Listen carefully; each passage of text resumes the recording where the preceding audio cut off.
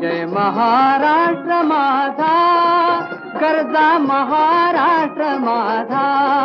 Radio sugar 90.8 FM Maharashtra दिनानिमित्त सहर्ष स्वाभिमान सादर करत आहोत विशेष रूपक महाराष्ट्र माझा.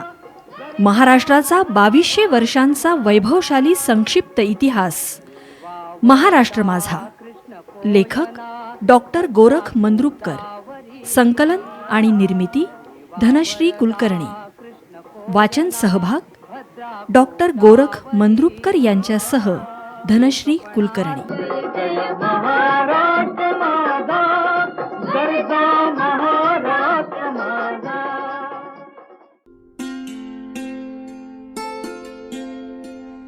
महाराष्ट्र.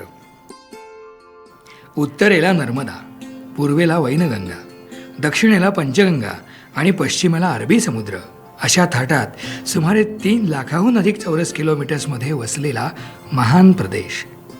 महाराष्ट्राचा इतिहास जसा वैभवशाली आहे तसाच तो प्राचीनही आहे.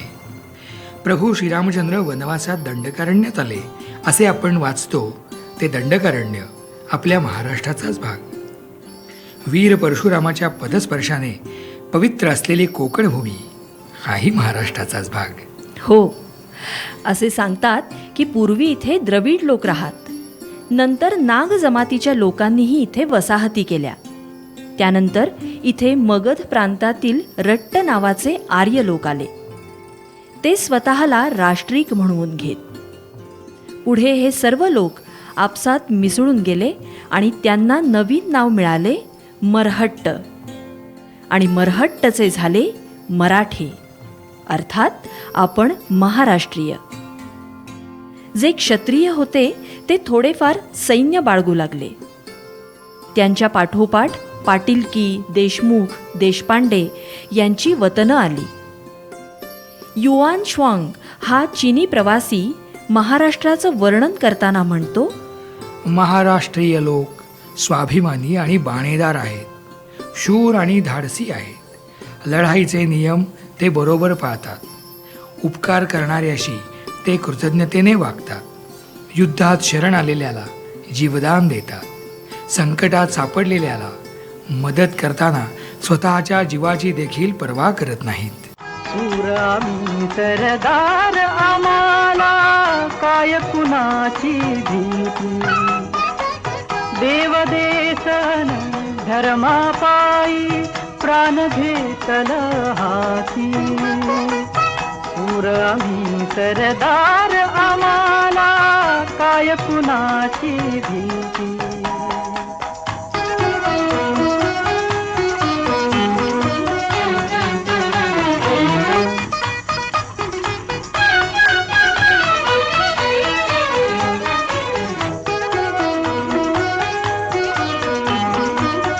आईच्या हात उमगली झुंजाराची रीत. आईच्या गर्भात उमगली झुंजाराची रीत. तलवारीशी लगीन लागल जडली येडी प्रीत. लाख संकट झेलून घेईल अशी पहाडी छाती. देवदेशन धर्मापायी प्राण घेतल हाती. शूर आम्ही सरदार, आम्हाला काय कुणाची भीती. सातवाहन, राष्ट्रकूट, चालुक्य, यादव ही महाराष्ट्रातील प्रमुख राजघराणी होय. सातवाहन इसवी सन पूर्व 220 ते इसवी सन 226. सातवाहन हे एका पराक्रमी घराण्याचे नाव. सुमारे 2200 वर्षापूर्वी गोदावरी नदीच्या काठावरील प्रदेशात ते राज्य करत होते. त्यांनी सुमारे 400 वर्ष राज्य केले. सातवाहन घराण्याचा मूळ संस्थापक सिमुक हा मौर्य सम्राटाच्या पदरी प्रदेशाधिकारी होता. सम्राट अशोकानंतर मौर्य साम्राज्य दुबळे झाले. ही संधी साधून त्याने महाराष्ट्रात आपले स्वतःचे राज्य स्थापन केले. या घराण्यात एकूण 30 राजे होऊन गेले. त्यापैकी 23वा राजा गौतमीपुत्र सातकर्णी हा अत्यंत शूर, मातृभक्त, धर्मशील होता. सातवाहन राजे हिंदू धर्माचे अभिमानी होते. तथापि त्यांना बौद्ध धर्माबद्दलही आदर वाटे. नाशिक, कार्ला किंवा कान्हेरी येथील लेणी याच काळातली. कल्याण, कोल्हापूर, जुन्नर, सोपारा, नाशिक, पैठण या त्या काळच्या मोठ्या बाजारपेठा होत्या. सातवाहनानंतर वाकाटक या घराण्याने राज्य केले आणि त्यानंतर आले चालुक्य. इसवी सन 500 ते इसवी सन 750. चालुक्य राजांनी महाराष्ट्र भूमीस मोठं वैभव प्राप्त करून दिलं. साहित्य, कला, व्यापार, शिल्प यांची खूप प्रगती केली. चालुक्य घराण्यातील दुसरा पुलकेशी याच्या दरबारात तर इराणच्या बादशहानं आपला वकील ठेवला होता. इतकी त्याची उत्तम राज्यकारभाराबद्दल प्रसिद्धी होती. राष्ट्रकूट इसवी सन 750 ते 974. वेरूळचे कैलास लेणी एक जगप्रसिद्ध शिल्पकृतीचा नमुना. अखंड पाषाणात कोरलेले भव्य मंदिर याच काळातील. या घराण्यातील पहिला कृष्णराज याने खोदवून घेतले. कलेबरोबरच व्यापाराला या काळात मोठे प्रोत्साहन मिळत होते. त्या काळात रोम, इराण, जावा, सुमात्रा, इजिप्त या देशांशी भारताचा व्यापार चाले. राष्ट्रकूट राजा तिसरा गोविंद याने बंगालपासून थेट श्रीलंकेपर्यंत विजय मिळवला होता. तर राजा अमोघ वर्ष याची गणना जगाच्या पाठीवरील थोर राजात होत असे. मधल्या काळात भारतावर अनेक आक्रमणे झाली. उत्तरेत दिवसेंदिवस यवनी सत्ता वाढू लागल्या. त्याच वेळी खाली दक्षिणेत एक वैभवशाली घराणे नांदत होते, राजे यादव. इसवी सन 1187 ते इसवी सन 1318. हे राजे स्वतःला श्रीकृष्णाचे वंशज मानत.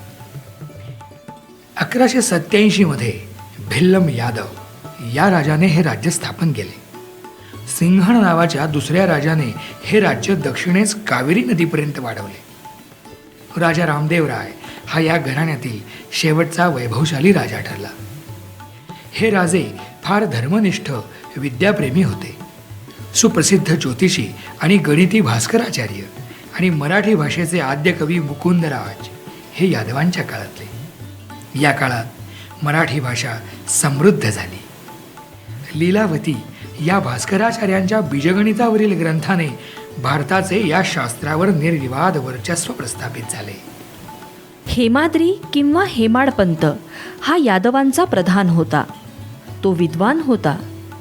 त्याने मोडी लिपी रूढ केली. दगडाच्या चिऱ्यांवर चिरे ठेवून विशिष्ट प्रकारची देवळं बांधण्याची पद्धत त्याने प्रचारात आणली. आपण म्हणूनच अशा देवळांना हेमाडपंती मंदिरे असं म्हणतो. संत ज्ञानेश्वर याच काळातले.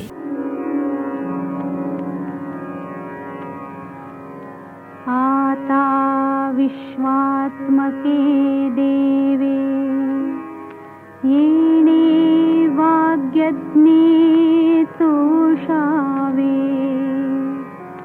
तोषोनी मज द्यावे पसाय दान हे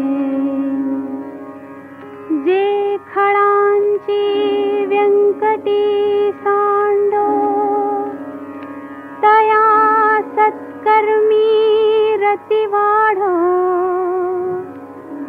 भूता परस्परे पडो मैत्र जीवांचे.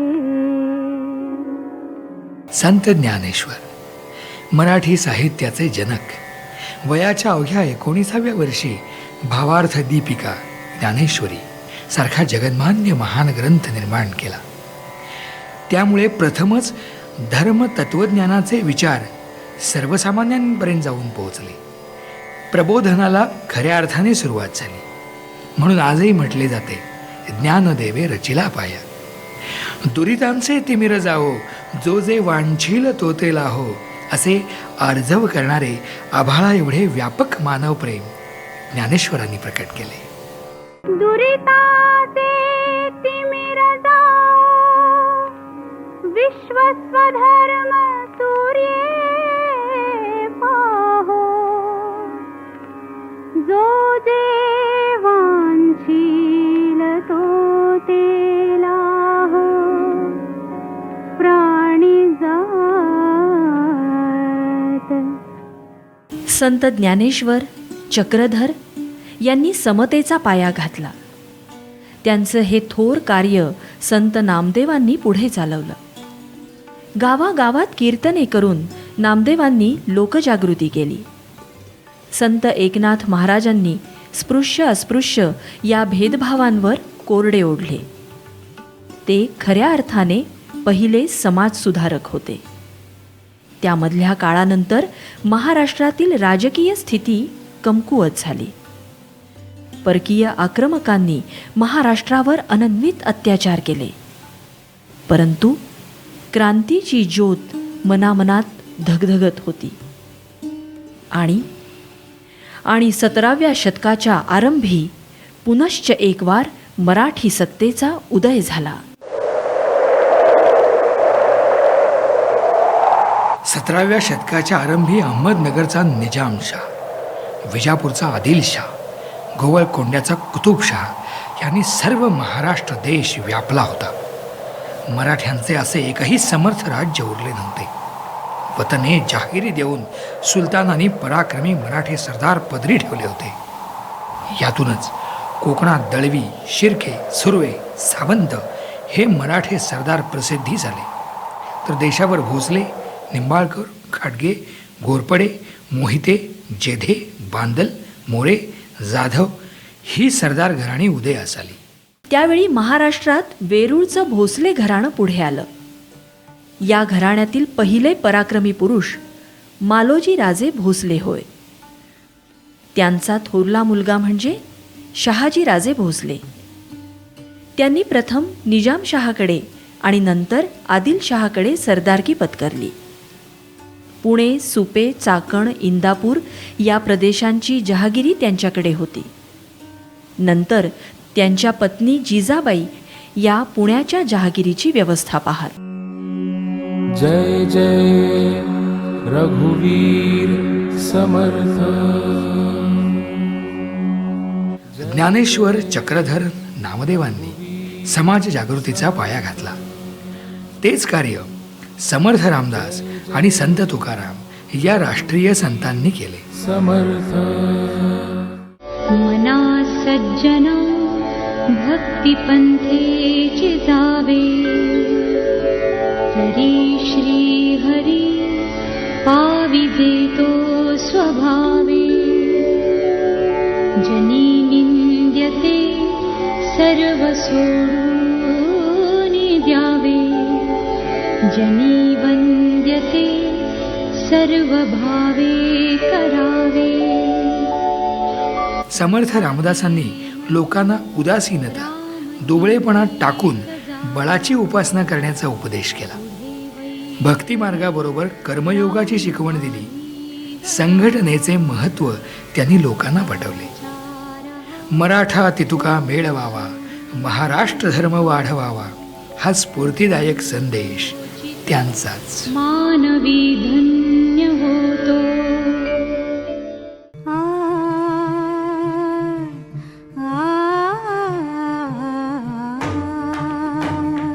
वृक्षवल्ली आम्हा सोयरी वनचरे, वृक्षवल्ली आम्हा सोयरी वनचरे, वृक्षवल्ली आम्हा सोयरी वनचरे, वृक्षवल्ली आम्हा सोयरी वनचरे. पक्षी सुस्वरे आळवीती, वृक्षवल्ली आम्हा सोयरी वनचरे, वृक्षवल्ली आम्हा सोयरी वनचरे. संतांनी महाराष्ट्रात स्वधर्म आणि स्वभाषा याबद्दल प्रेम उत्पन्न केले. त्यामुळे लोकात जागृती झाली, आत्मविश्वास निर्माण झाला आणि या सर्व परिस्थितीचा योग्य उपयोग करणारा आणि स्वराज्य स्थापनेची दूरदृष्टी असलेला एक महान नेता या भूमीला मिळाला.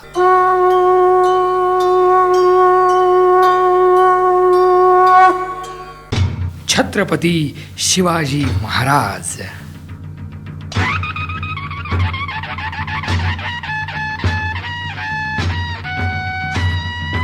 किल्ले शिवनेरी. वैशाख शुद्ध द्वितीया शके 1549 वीरमाता जिजाबाई यांना पुत्रप्राप्ती झाली. राष्ट्रपुरुष जन्माला आला. हिंदवी स्वराज्य संस्थापक छत्रपती शिवरायांचा जन्म झाला.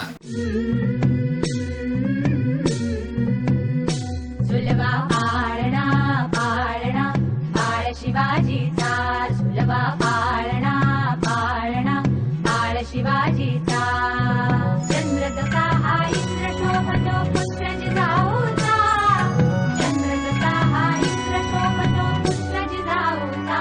झुलवा पाळणा पाळणा बाळ शिवाजीचा, झुलवा पाळणा पाळणा बाळ शिवाजीचा.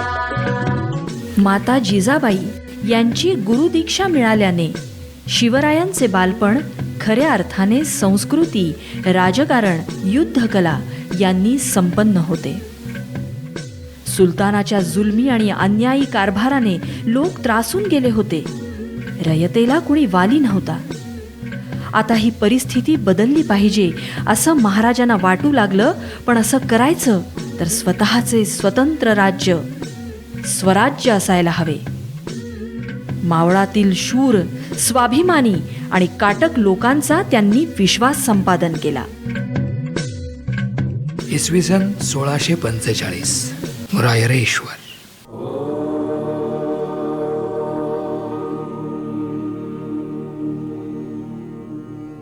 रायरेश्वरासमोर बेलभंडारा उचलून सगळ्यांनी प्रतिज्ञा केली. वतनाच्या लोभाने आम्ही आता परक्यांची चाकरी करणार नाही. यापुढे स्वराज्यासाठी आम्ही आमचे सर्वस्व अर्पण करणार. हर हर महादेव, हर हर महादेव.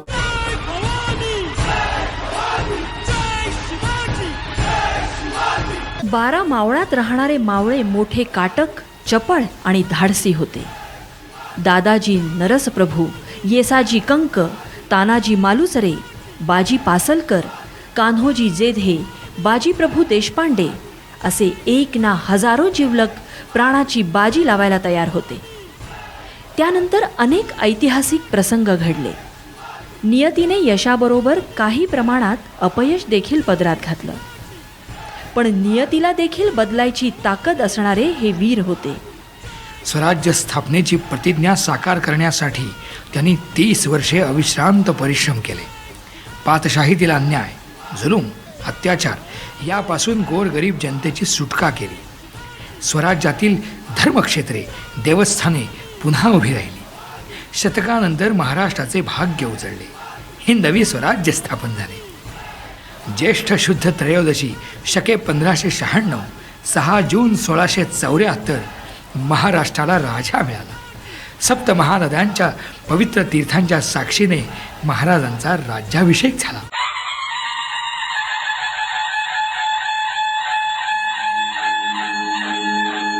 आस्ते कदम, आस्ते कदम, आस्ते कदम. महाराज गणपती गजाश्वपती भूपती प्रजापती सुवर्णरत्न श्रीपती अष्टावधान जागृत अष्टप्रधान वेष्टित न्यायालंकार मंडित शस्त्रास्त्र शास्त्र पारंगत राजनीती धुरंधर प्रौढ प्रताप पुरंदर क्षत्रिय कुलावतौर सिंहासनाधीश्वर महाराजाधिराज राजा शिवछत्रपती महाराज की नमो पार्वती पतये हर हर राज्याभिषेकानंतर शिवरायांनी कर्नाटक मोहीम काढली. पुष्कळसा प्रदेश जिंकला. स्वराज्य अभेद्य झाले. पण महाराज नंतर आजारी पडले. ज्वराची व्यथा होऊन महाराज खचले आणि अवघ्या 53व्या वर्षी हा दिव्य तेजस्वी पुरुष पंचतत्वात विलीन झाला.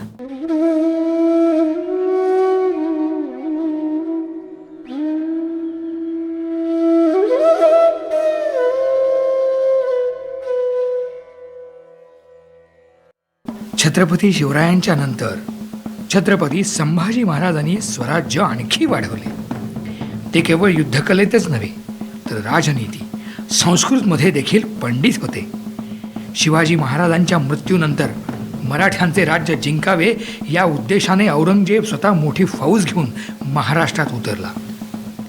त्याची पहिली स्वारी संभाजी महाराजांनी अगदी यशस्वीरित्या परतवून लावली. पण पुढे 5 वर्षानंतर फितुरीमुळे संभाजी महाराजांना पकडण्यात आले. प्राण गेला तरी 72, पण मी माझा प्रिय हिंदू धर्म सोडणार नाही असे स्वाभिमानी उत्तर देऊन आपल्या प्राणांची त्यांनी आहुती दिली.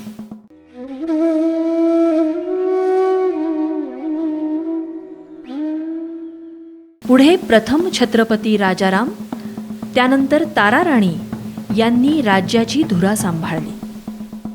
आपले स्वातंत्र्य टिकवण्यासाठी महाराजांच्या मृत्यूनंतर 26 वर्षे मराठे लढले. औरंगजेबाच्या मृत्यूबरोबर हे युद्ध संपले.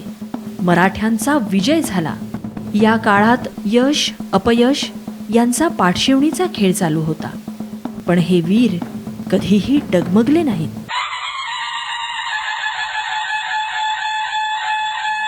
त्यानंतर दिल्लीपर्यंत मराठ्यांचा दबदबा वाढवण्याचे काम केले.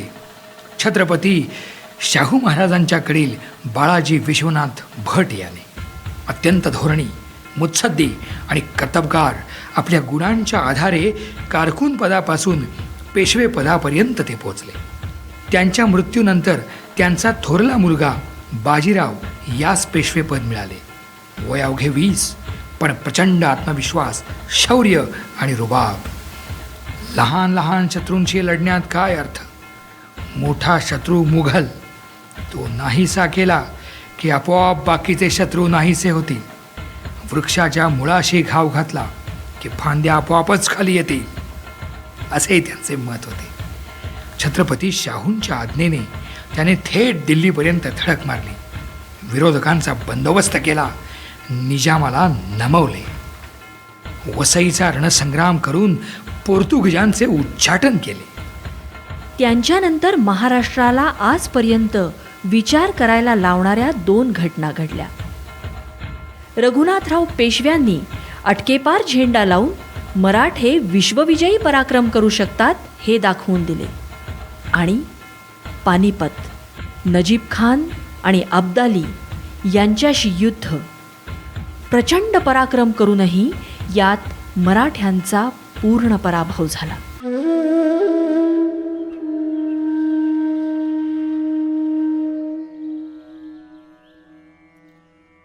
जवळजवळ एक पिढी गारद झाली.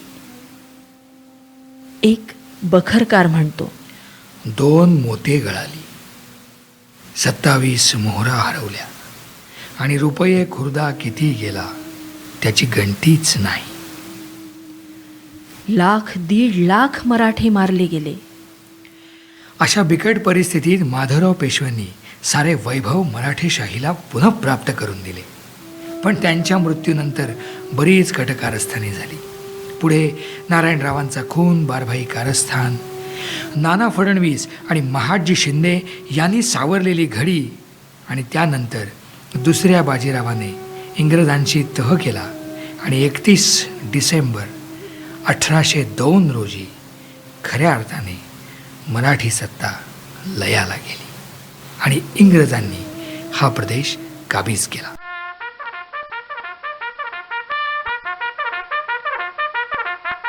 इसवी सन 1600 इंग्रज व्यापाऱ्यांनी ब्रिटिश ईस्ट इंडिया कंपनी नावाची खाजगी कंपनी स्थापन केली. ब्रिटिश सरकारने तिला पूर्वेकडील देशांशी व्यापार करण्याची सनद दिली. हळूहळू व्यापाराच्या नावाखाली राजकीय वर्चस्व स्थापन करण्यात इंग्रज यशस्वी झाले.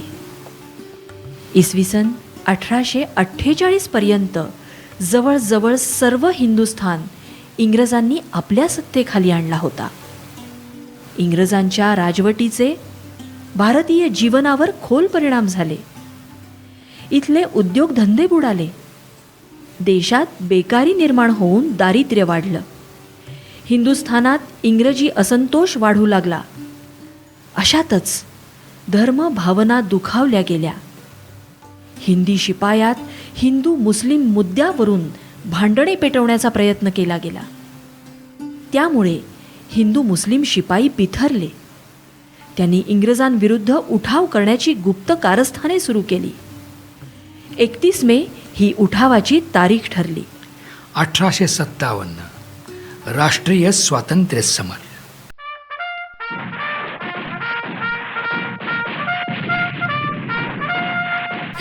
मार्च 1857 रविवार. बराकपूरच्या 19 नंबर पलटणीने नवीन कारतुसे वापरण्याचे नाकारले.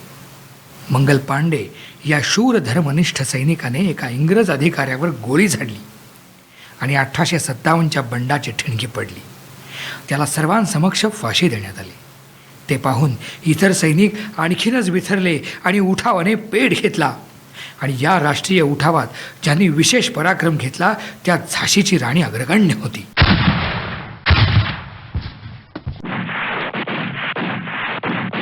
महाराष्ट्रातही त्याचे पडसाद उमटले. दुसरे नानासाहेब पेशवे यांनी उठावाला पाठिंबा दिला. मिरज दिल्लीचा पाडाव झाल्यानंतर पुन्हा कानपुरावर हल्ला चढवला गेला. याच उठावातील एक नाव महाराष्ट्राची छाती अभिमानानं फुलवतं. ते म्हणजे सेनापती तात्या टोपे, दुसऱ्या नानासाहेब पेशव्यांचे सेनापती, 1857च्या स्वातंत्र्य समराचे अग्रणी. केवळ स्वातंत्र्यासाठी ते लढले, परंतु पुढे दुसऱ्याच्या फितुरीमुळे सापडले जाऊन त्यांना इंग्रजांनी फाशी दिली. 1857चा उठाव अयशस्वी ठरला. युरोपीय समाजात धार्मिक प्रबोधन आणि औद्योगिक क्रांती घडून आली. पण भारतीय समाज मात्र 19व्या शतकापर्यंत कालबाह्य अशा रूढी परंपरामध्येच गुरफटून पडलेला होता. या साऱ्या शृंखला तोडण्याचं काम अनेक समाज सुधारकांनी केलं. त्यातही महाराष्ट्र अग्रगण्य होता. न्यायमूर्ती रानडे. सन 1867 केशवचंद्र सैन यांच्या प्रेरणेने न्यायमूर्ती रानडे यांनी प्रार्थना समाजाची स्थापना केली. मूर्तीपूजेस विरोध, जातीभेद नाहीसा करणे, विधवा विवाहाचा पुरस्कार करणे, स्त्री शिक्षण आणि स्वातंत्र्य मिळवणे हीच तत्वे प्रार्थना समाजाची होती. समाजोन्नतीसाठी ज्या ज्या सुधारणा करणे गरजेचे होते त्या निर्भयपणे घडवून आणण्याचा प्रयत्न केला आणखी एका महान मनुष्याने, महात्मा ज्योतिराव फुले. महात्मा ज्योतिबा फुले यांनी 1879 साली सत्यशोधक समाजाची स्थापना केली. स्वातंत्र्य, समता आणि बंधुता या तत्वांचा आयुष्यभर पुरस्कार केला. मनुष्य जन्मतःच स्वतंत्र असून स्त्री पुरुष या सर्वांना आपली मते व्यक्त करण्याचा समान हक्क आहे हे त्यांनीच सांगितले. त्यांच्या पत्नी सावित्रीबाई फुले यांच्या अथक प्रयत्नांमुळे तर आज सर्व मुलींसाठी शिक्षणाची कवाडे खुली झाली आहेत. महात्मा फुले यांच्या कार्यासाठी सुरुवातीचा वैचारिक पाया निर्माण केला तो लोकहितवादी गोपाळ हरी देशमुख यांनी. राज्यात सुखी होण्याकरता लोकसत्तात्मक राज्य सुरू झाले पाहिजे असे निर्भीड विचार त्यांनी त्या काळामध्ये मांडले. त्यानंतर बाळशास्त्री जांभेकर, विष्णुबुवा ब्रह्मचारी, गोपाळराव आगरकर या समाजसुधारकांनी आपापल्या मतांनुसार स्त्री स्वातंत्र्य, विधवा विवाह, बालविवाहाला विरोध आणि जातीभेदाला विरोध या सर्व गोष्टींचा प्रचार तर केलाच, पण ती सर्व मते प्रत्यक्षात आणण्याचे धैर्य देखील दाखवले. सामाजिक, धार्मिक आणि सांस्कृतिक चळवळीतून राष्ट्रीय ऐक्याची भावना वाढत गेली. भारतीयांच्या मनातील न्यूनगंडाची भावना जाऊन आत्मविश्वास निर्माण झाला. राजकीय जागृती होण्यास आवश्यक वातावरण तयार झाले. याच काळात भारतात प्रचंड चळवळी झाल्या आणि प्रत्येक लढ्याचं नेतृत्व आणि सहभाग महाराष्ट्राच्या दिग्गजांकडेच होता. लोकमान्य बाळ गंगाधर टिळक. स्वराज्य हा माझा जन्मसिद्ध हक्क आहे आणि तो मी मिळवणारच. ज्या केवळ शब्दोच्चारातूनच त्यांच्या असामान्य कर्तृत्वाचा आलेख डोळ्यासमोर झर्रकन साकार होतो आणि मस्तक आदराने आपोआप लावते. इंग्रज सरकार विरुद्ध जनतेच्या मनात प्रचंड प्रक्षोभ त्यांनी निर्माण केला. सरकारचे डोके ठिकाणावर आहे काय असा निर्भीड अग्रलेख तेच लिहू शकत होते. संघटना शक्ती आणि राष्ट्रप्रेम या गोष्टींवर त्यांचा दांडगा विश्वास होता. भारतीय स्वातंत्र्याचे ते एक महान शिल्पकार आहेत.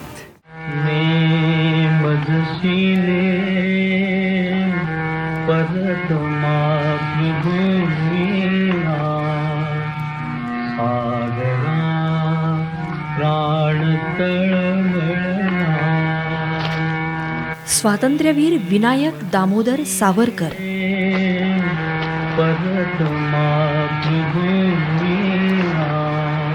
सावरकर म्हणजे तुफान दर्यात उडी घेणारा दैवी दुनियेतला वीर. सावरकर म्हणजे सागर वेष्टीत अंदमानातून उठत असलेली भेदक आरोळी. सावरकर म्हणजे शौर्य, स्वातंत्र्य आणि स्वार्थ त्यागाचे निराकार केवळ दिव्य असे प्रतीक. मारिता मारिता मरेतो झुंजेंच्या आवेशाने स्वातंत्र्य संग्रामात त्यांनी स्वतःला झोकून दिले. हजारो क्रांतीवीर तयार केले. एवढेच नव्हे तर जातीभेदाविरुद्ध लढा देऊन एकीच्या बळाचं महत्त्व पटवून दिलं. हिंदू मुस्लिम, स्पृश्य अस्पृश्य या विरुद्ध रान उठवलं.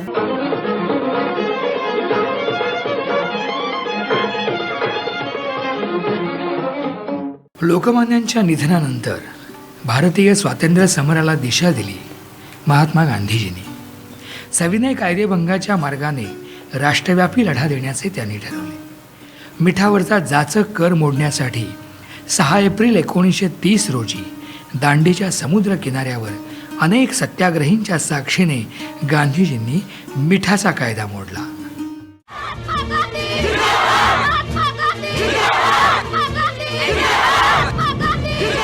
इकडे महाराष्ट्रात वडाळा, मालवण, शिरोडे या ठिकाणी मिठाचे सत्याग्रह झाले. पुढे अनेक ठिकाणी जंगल सत्याग्रह झाले.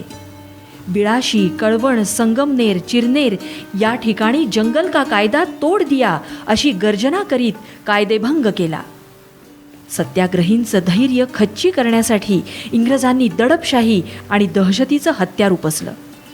पण साऱ्या खंबीर सत्याग्रहींच्या पुढे सरकारची शस्त्रे फोल ठरली.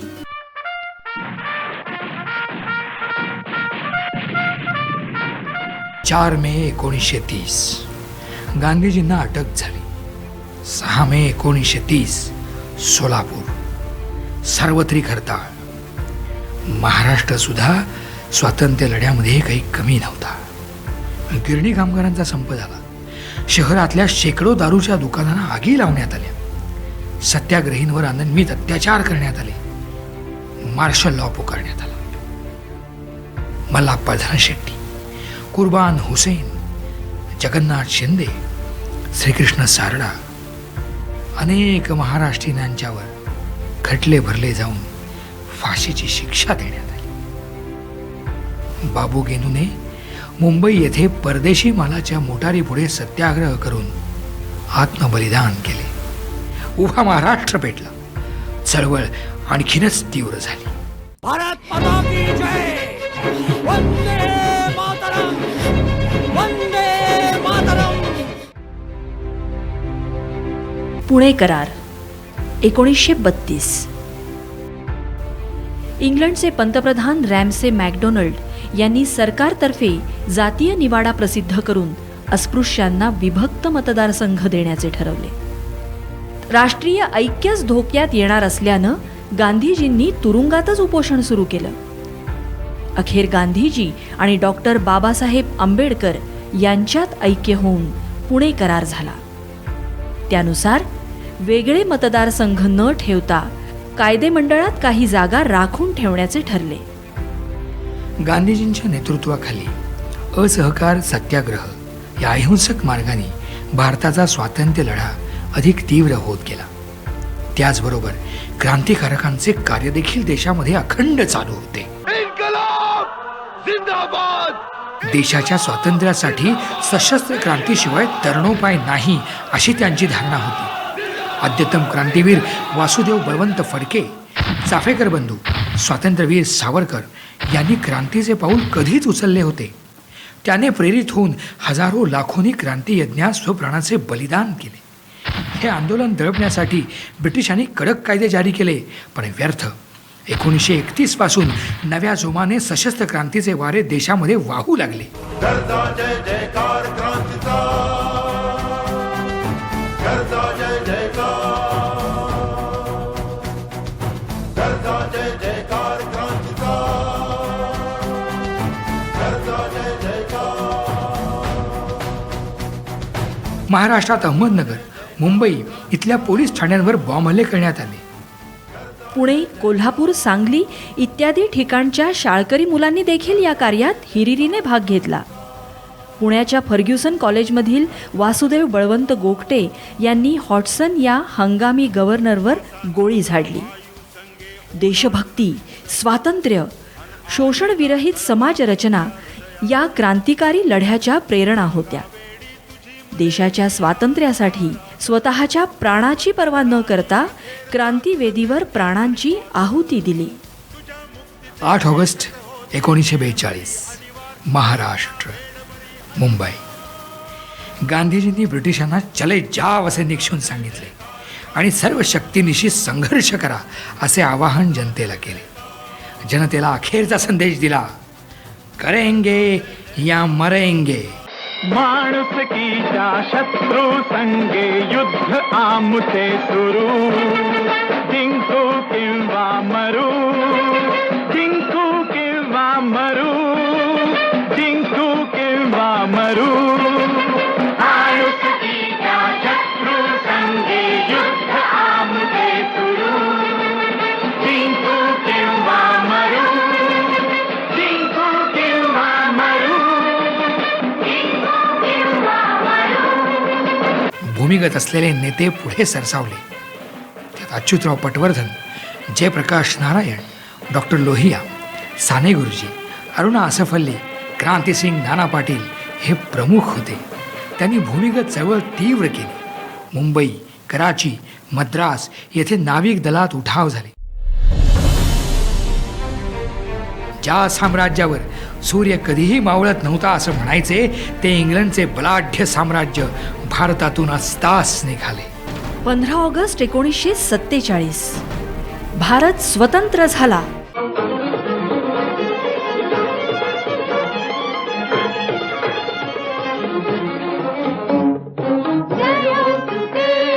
जयोस्तुते श्री महान मंगले शिवास्पदे शुभदे. स्वतंत्रते भगवती त्वामहं यशोयुतां वन्दे, यशोयुतां वन्दे. जयोस्तुते श्री महान मंगले शिवास्पदे शुभदे. स्वतंत्रते भगवती त्वामहं यशोयुतां वन्दे, यशोयुतां वन्दे. स्वतंत्र भारताची राज्यघटना तयार करण्याचं काम डॉक्टर राजेंद्र प्रसाद यांच्या अध्यक्षतेखालील समितीला देण्यात आले. मसुदा समितीचे अध्यक्षस्थान भूषवले महान तत्ववेत्ते डॉक्टर बाबासाहेब आंबेडकर यांनी. डॉक्टर बाबासाहेब आंबेडकर संपूर्ण समाजाला त्यांनी स्पृश्यास्पृश्यतेच्या गर्तेतून वर काढण्यासाठी आयुष्य वेचले आणि प्रचंड बुद्धिमत्तेने जगासमोर एक वेगळा आदर्श निर्माण केला. स्वातंत्र्योत्तर काळातही महाराष्ट्राने सर्व क्षेत्रात लक्षणीय प्रगती केली. सहकार क्षेत्रात महाराष्ट्र आजही आघाडीवर आहे.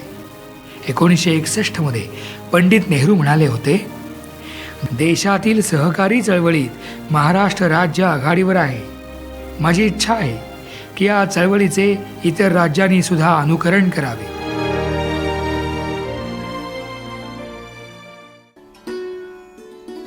सामाजिक समानता, सर्वांसाठी शिक्षण आणि जाती व्यवस्थेला प्रखर विरोध करणारे आणखी एक अग्रगण्य नाव म्हणजे मराठी मनावर अधिराज्य करणारे राजर्षी शाहू छत्रपती.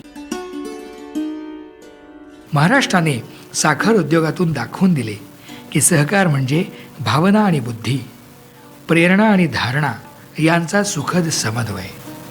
सहकारी तत्वावरचा पहिला साखर कारखाना म्हणजे प्राध्यापक डॉक्टर धनंजय गाडगीळ यांनी विठ्ठलराव विखे पाटील, टेकावळे, धुमाळ आदी सहकाऱ्यांच्या साह्याने उभारलेला प्रवरानगरचा पहिला साखर कारखाना.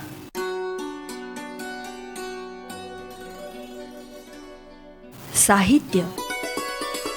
महाराष्ट्रातील साहित्यिकांनी केवळ मराठी भाषाच नव्हे तर संपूर्ण साहित्याला समृद्ध केले आहे. साहित्य सम्राट न. चि. केळकरांपासून ते आजपर्यंत मराठीत अनेक दिग्गज झाले आहेत.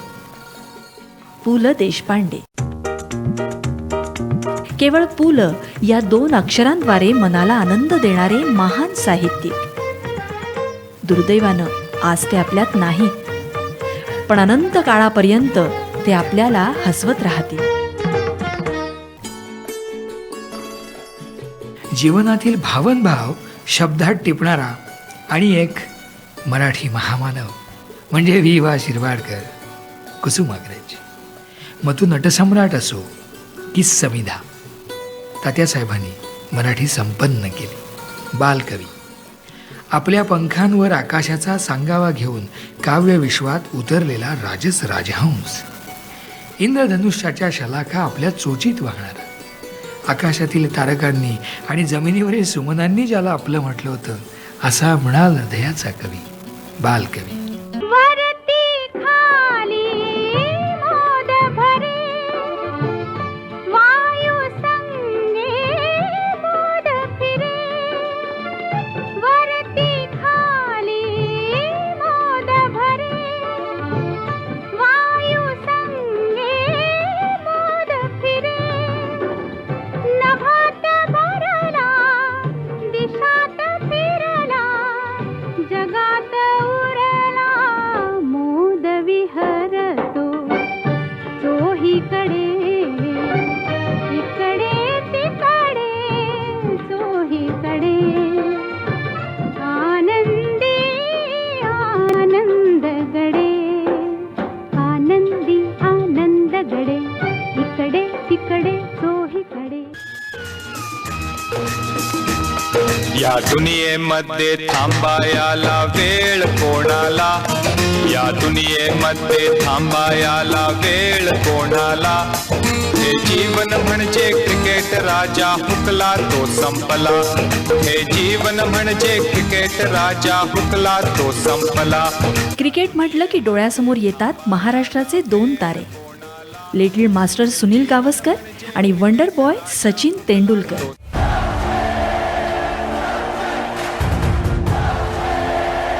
क्रिकेटमधील जवळजवळ सर्व विक्रम आज सचिनच्या अर्थात आपल्या नावावर आहेत.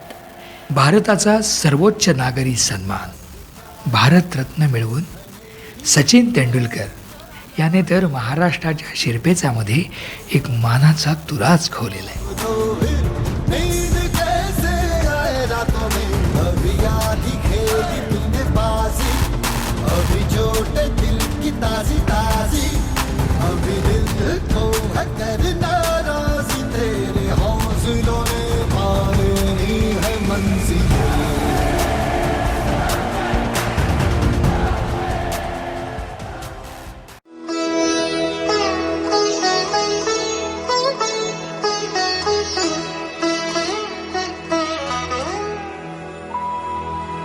केवळ मराठीच नव्हे तर भारतीय रंगभूमीचे जनक पंडित विष्णुदास भावे महाराष्ट्राचे. केवळ मराठीच नव्हे भारतीय चित्रपटसृष्टीचे जनक दादासाहेब फाळके महाराष्ट्राचेच. तमाम भारतीयांच्या नव्हे तर जागतिक संगीत रसिकांच्या मनावर मोहिनी घालणारा आवाज अर्थात गानकोकिळा भारतरत्न लता मंगेशकर या देखील महाराष्ट्राच्याच.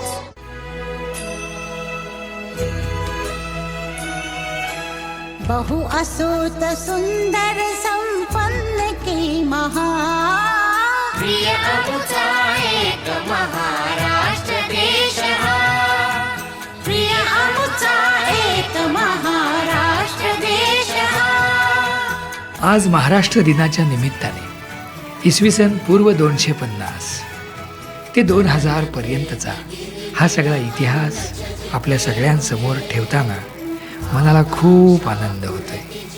आपल्या सगळ्यांना महाराष्ट्र दिनाच्या मनःपूर्वक शुभेच्छा आणि महाराष्ट्राच्या गौरवामध्ये उत्तरोत्तर भर घालण्याकरता आपण सगळेजण कटिबद्ध राहूया अशी प्रतिज्ञा करूया. जय महाराष्ट्र.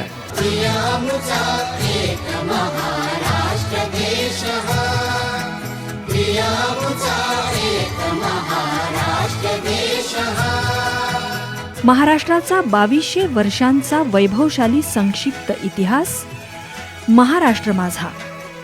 महाराष्ट्र दिनानिमित्त विशेष रूपक आपण ऐकलं. लेखक डॉक्टर गोरख मंद्रुपकर, संकलन आणि निर्मिती धनश्री कुलकर्णी, वाचन सहभाग डॉक्टर गोरख मंद्रुपकर आणि Dhanashree Kulkarni. Radio sugar 90.8 FM. जिंदगी स्वीट हो जाए.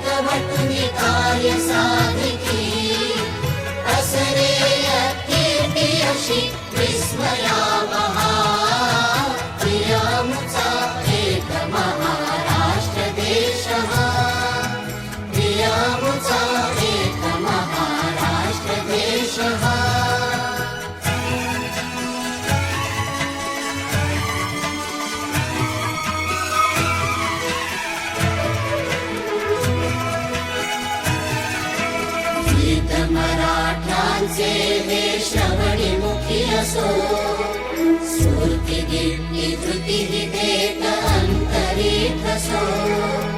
वचनी लेखनी ही मराठी गिराहिसो, सतत महाराष्ट्र धर्म मर्म मनी हसो. देह पडो तत्कारणी भी असे स्पृहा, प्रियामुचा एक महाराष्ट्र देश हा, प्रियामुचा एक महाराष्ट्र देश हा. बहु असोत सुंदर